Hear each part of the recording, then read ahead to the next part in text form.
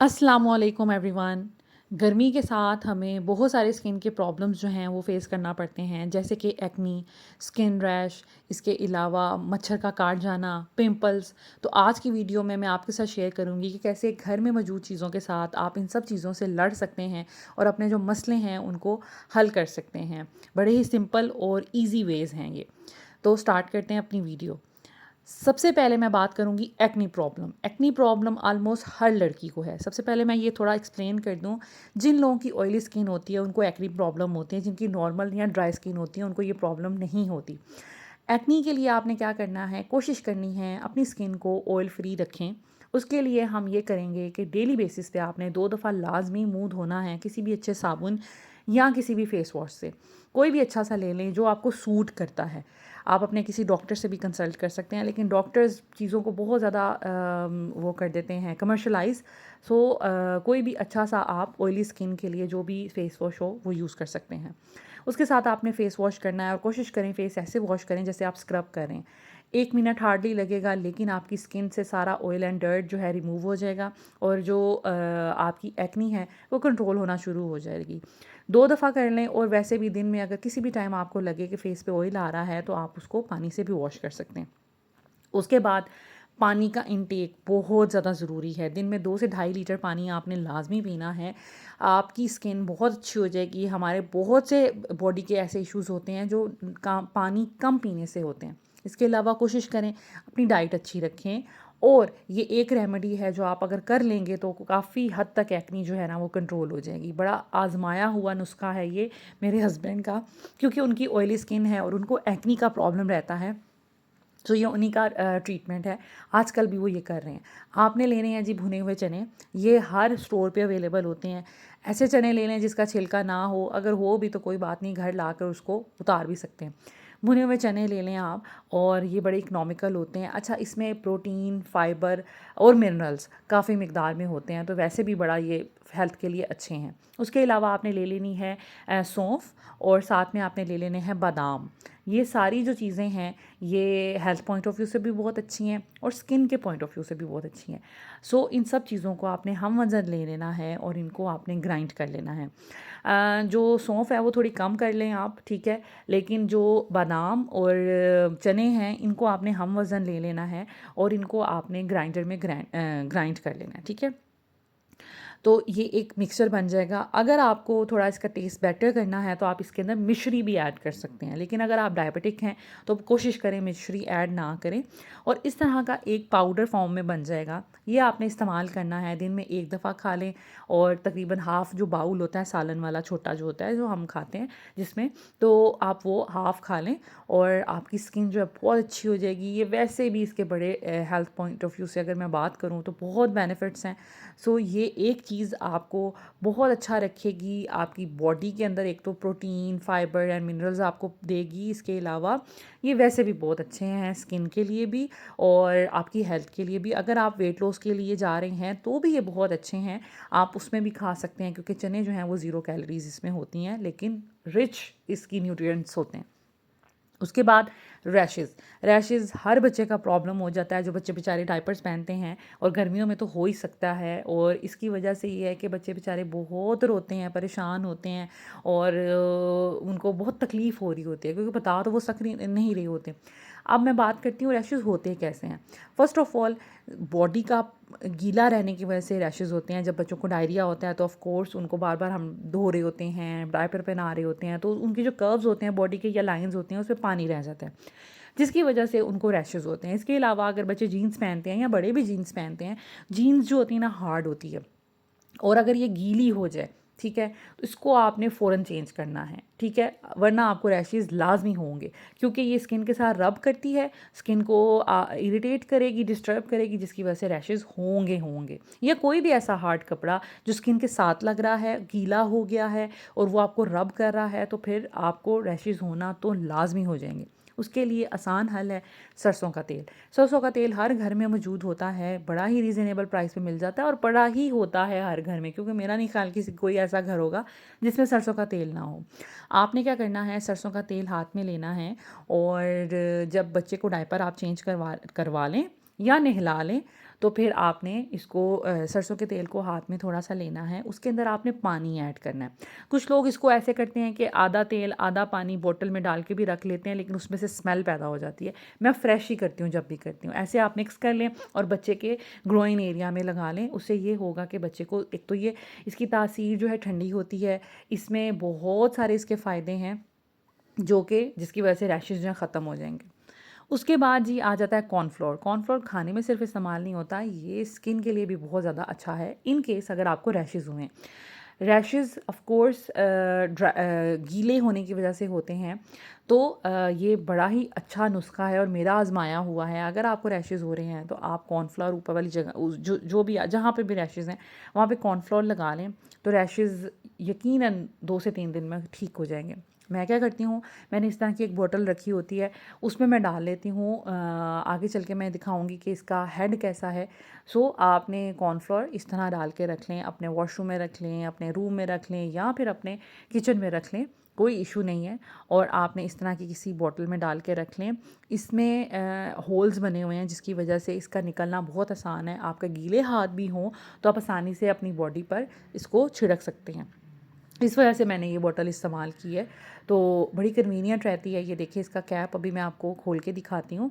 एक तरफ इसका स्पून का ऑप्शन है इस तरह, और अगर आपको ज़्यादा क्वांटिटी में चाहिए, और एक तरफ इस तरह होल्स बने हुए हैं। तो इससे ये है कि जो भी आपका एरिया है जहाँ पर भी आपको रैश हुए हैं, आप वहाँ पर इसको आसानी से छिड़क सकते हैं और उसके बाद उसको थोड़ा सा स्प्रेड कर दें एंड दैट इज़ इट। आपके इंशाल्लाह ताला रैशेज़ जो हैं ठीक हो जाएंगे। आपने दिन में 2 से 3 दफ़ा भी इसको यूज़ कर सकते हैं, ठीक है।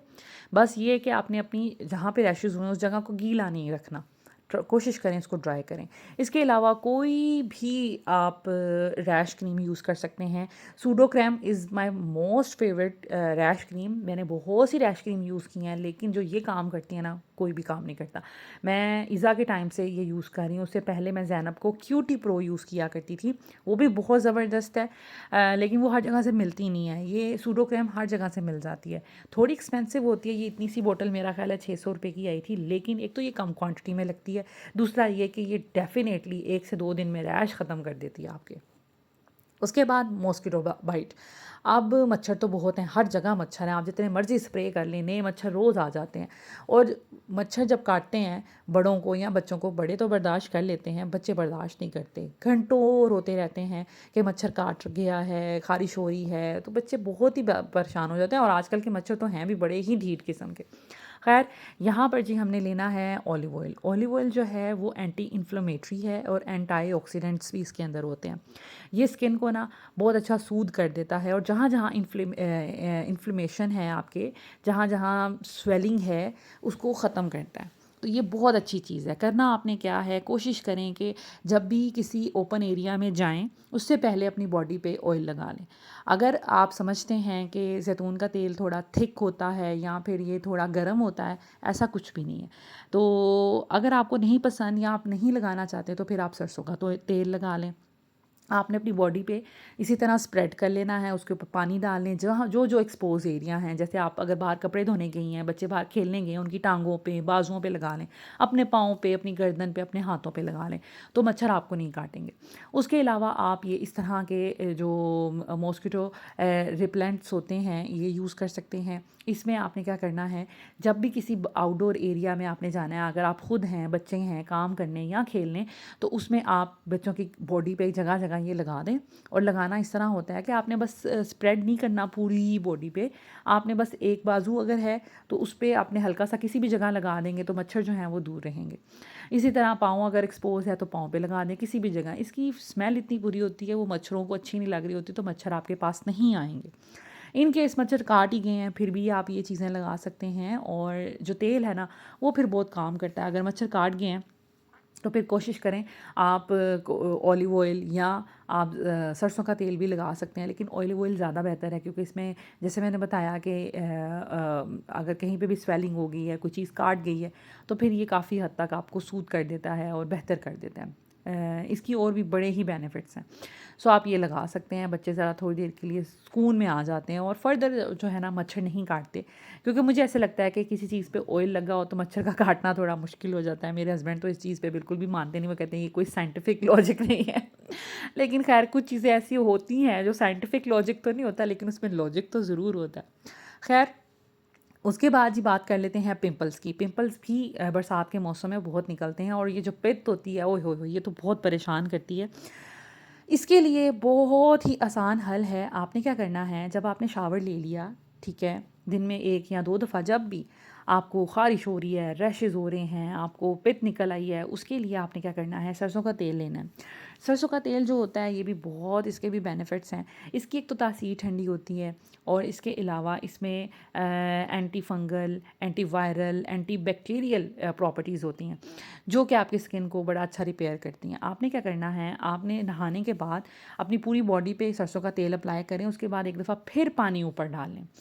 यकीन करें इतनी ठंड पड़ जाएगी ना, मैं तो ये काफ़ी अरसे से करती आ रही हूँ, मतलब जब से मैं बड़ी हुई हूँ मैं ये करती आ रही हूँ, क्योंकि मुझे एलर्जी, ख़ारिश और इस तरह के प्रॉब्लम्स रहते हैं। तो मेरा ये आज़माया हुआ नुस्खा है, आपको ठंड पड़ जाती है। उसके बाद अच्छा, इसको वॉश इसलिए करना होता है आपने कि जो एक्सेसिव ऑयल लगा होता है बॉडी पे वो वॉश आउट हो जाता है और बाकी जो स्टिक किया होता है वो रह जाता है और वो काफ़ी देर तक आपको सुकून पहुंचाता है। उसके बाद हमारा ये जो प्रिकली हीट पाउडर होता है, इसको हम कैसे भूल सकते हैं, ये भी बहुत सूद करता है आपको। एक तो जो पित्त निकल आती है उसके लिए बड़ा अच्छा होता है, दूसरा ये कि बच्चों को वैसे ही गर्मी लग रही हो, चुभन हो रही हो, उलझन हो रही हो, तो बच्चों को थोड़ी देर के लिए ठंडक महसूस होती है।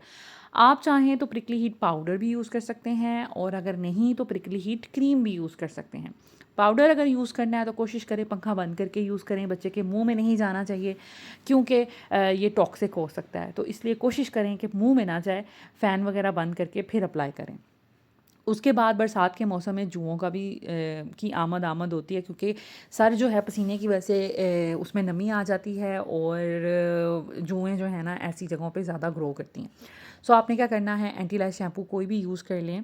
उसके लिए आपने क्या करना है कि कोशिश करें एंटी लाइस शैम्पू जो है वो 10 मिनट आपके बालों में स्टे करे। उसके बाद जब आपने बच्चों को सर पे सबसे पहले ये लगा लेना है, उसके बाद बच्चों के पाँव आप अच्छे से वॉश कर लें, उनके टीथ ब्रश करवा लें, इस तरह के कोई काम, बॉडी को अच्छे से वॉश कर लें, उनकी कोहनियाँ घुटने साफ़ कर लें, तो उतनी देर में 10 मिनट्स हो जाते हैं और उसके बाद आप सर को जो है वो रिंस कर दें। उसके बाद आपने नहाने के फ़ौरन बाद आपने कंघी ज़रूर फेरनी है। कोई डेड जुएँ जो होंगी या फिर वैसे भी अगर कोई बच गई तो वो भी फिर गीले-गीले बालों में आप उसको निकाल सकते हैं। इस तरह सर साफ़ हो जाएगा। इसके अलावा आपने क्या करना है, कोशिश करें कि जब भी एंटी लाइस शैम्पू यूज़ करें 1 हफ़्ते में 1 दफ़ा लाज़मी कर लें। उससे क्या होता है, कुछ जुएँ जो हैं उनके अंडे रह जाते हैं सर में और वो हैच होने होते हैं 14 दिन बाद। अगर आप हर हफ़्ते 1 दफ़ा बच्चों का सर इस तरह साफ़ कर देंगे ना, तो जुएँ नहीं सर में रहने वाली। हम पुरानी जुओं को तो ख़त्म कर देते हैं जो ज़िंदा होती हैं, लेकिन जब उनके हैच होते हैं एग, तो वो फिर दोबारा से पैदा हो जाती हैं और नई जुएँ आ जाती हैं सर में। तो उन अंडों को भी हमने ख़त्म करना है जो कि हैच होने से होएँगी 14 दिन बाद, हफ्ते बाद, उनको ख़त्म हमने करना है। तो ये बहुत ज़्यादा ज़रूरी टिप है। हम लोग एक दफ़ा शैम्पू करके समझते हैं अब जुएँ सर में नहीं आएँगी, नहीं, हर हफ्ते यूज़ किया करें। So this is it. I hope आज की वीडियो आपको अच्छी लगी होगी। अगर अच्छी लगी हो तो प्लीज़ इस वीडियो को शेयर ज़रूर कर दीजिएगा अपनी फ्रेंड्स एंड फैमिली के साथ, क्योंकि हो सकता है कि हो नहीं, डेफ़िनेटली हर कोई इन मसाइल से लड़ रहा होता है इस मौसम में। सो अच्छी चीज़ किसी को शेयर करना भी एक सदका है। Thank you so much for watching. Take care. अल्लाह हाफिज़।